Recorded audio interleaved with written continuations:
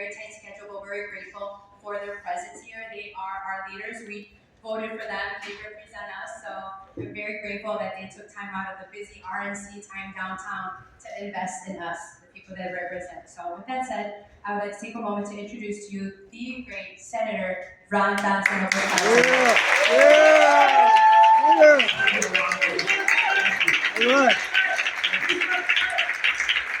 So we also have our Congressman Tom Tiffany that we'll bring up here as well. This is really, from my understanding, it's a town hall where you get to ask questions. Everything's fair game.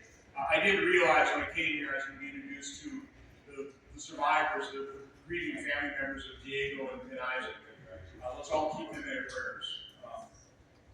On a bipartisan note, probably the most wonderful speech, the most wonderful talk, expression I've heard after grieving, in the grieving situation. This is actually President Biden speaking to Gold Star moms and parents.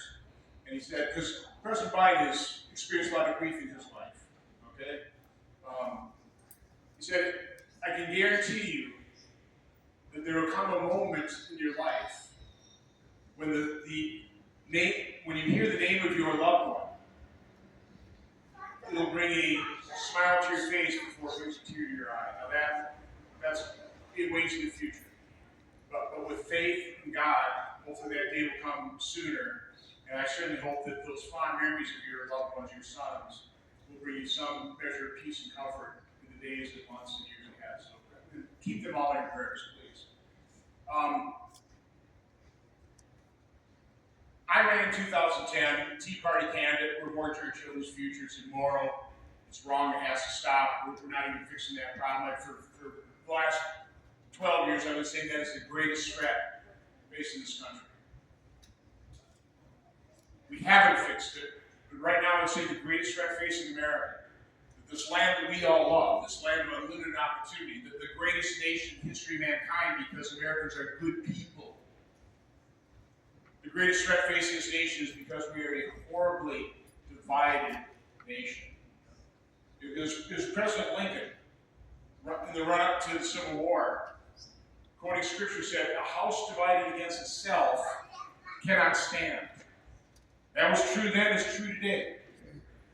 Now, I think the good news, I'm not always the most uplifting person because I tell the truth. I lay out the reality. You can't proceed in life. You can't produce good public policy if you're denying reality. But the good news is that we're not a naturally divided people. We all grieve for the loss of life. We all want the same things in life, the major goals. But these grieving family members didn't have safety, security. We all want to work, we want to have jobs, we want to have opportunities so we can provide for ourselves and our family, have the dignity of earning our own success. Regardless of where you are on the political spectrum, I think the vast majority of Americans love this country. Again, they love this country because we are good and decent people. So these are the major goals and concepts and things in life. So why are we so horribly divided? Let's be honest, it's because you have political figures, you have political groups purposefully dividing us for political advantage. That's, from my standpoint, what identity politics is all about. Critical race theory. We are all God's children. I think Americans across the board embrace what Martin Luther King said on the Mall. He has a dream. He has a dream that we all judge people by the content of their character rather than the color of their skin. We embrace that. I think by and large most Americans live their lives that way. We judge people for who they are, for how they contribute to the community, to their families. So I guess my main message before we open up questions, I don't know, Tom, whether you want to make a couple comments before we open up questions. But my point is, we have to heal and unify this nation.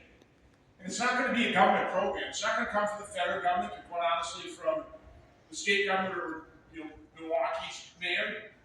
By the way, there's a lot of bipartisanship here bringing this RNC convention.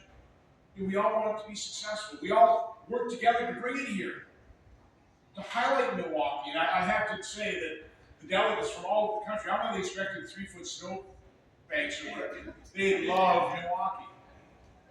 It's a beautiful city. But you know what they love the best? They love the people. Because Charles Crowder at one time in his speech, he said, in Kohler, Wisconsin, he said, you ought to see Minnesota nice. I'm originally from Minnesota, they're nice. He said, Wisconsin, even nicer. And that's true. So again, let's resist this division. Let's judge people by the content of their character, by what they contribute to the families, to our larger community. Let's keep unify this nation. With that, Tom, why don't you have to say a few words?